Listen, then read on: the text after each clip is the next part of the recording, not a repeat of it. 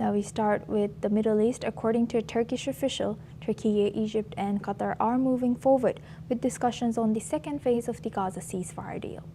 Turkey's intelligence chief recently met with Egypt's counterpart and Qatar's foreign minister in Cairo to review progress and strengthen efforts in coordination with the United States.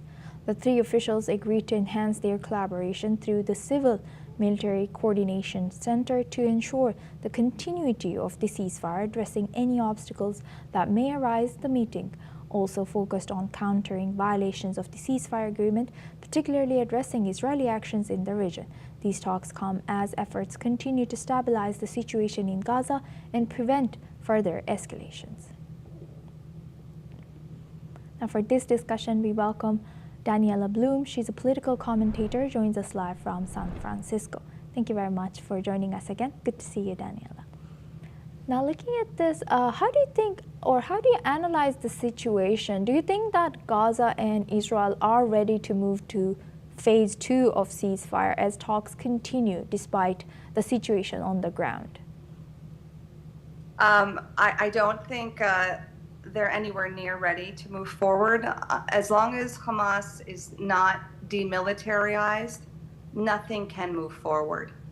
And Egypt, Turkey, and Qatar do want Hamas to get with the program, but the pressure they're putting on Hamas is all on paper. It's Israel who has to suffer the consequences. And we've already seen with Israel withdrawing from the yellow line, Hamas is already regrouping. And Israel cannot afford them to regroup. And how do you think, how might this joint involvement of these three countries, right, particularly Turkey, Egypt, and Qatar, as you also mentioned alongside the United States, how do you think this shifts the balance of diplomatic influence? And although you also emphasize that, they are not ready to move forward and Israel will bear the consequences, what do you think they are bringing to the table?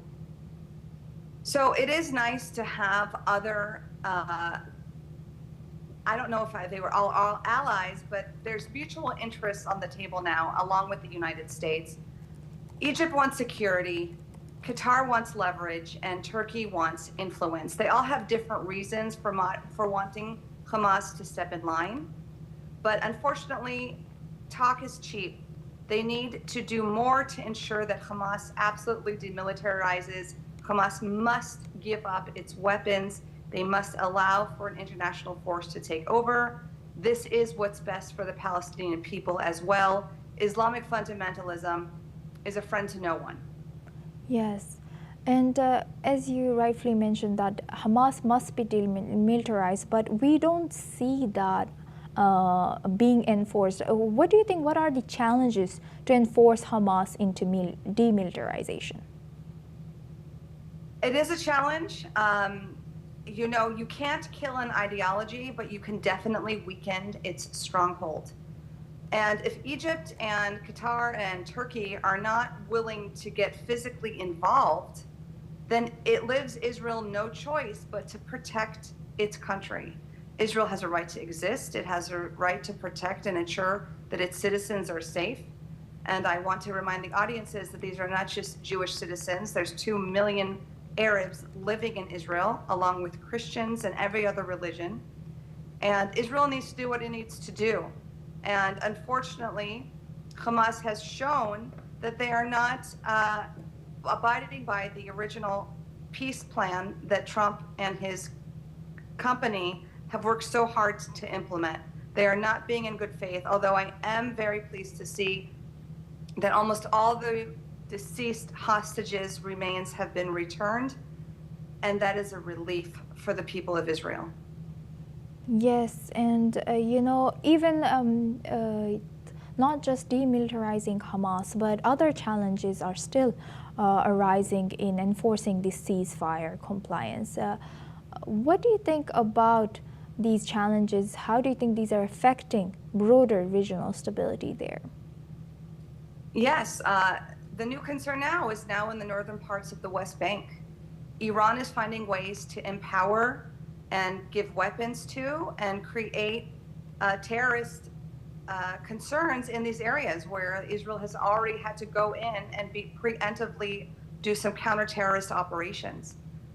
Unfortunately, Israel is a tiny country surrounded by a lot of extremists who don't want it to exist.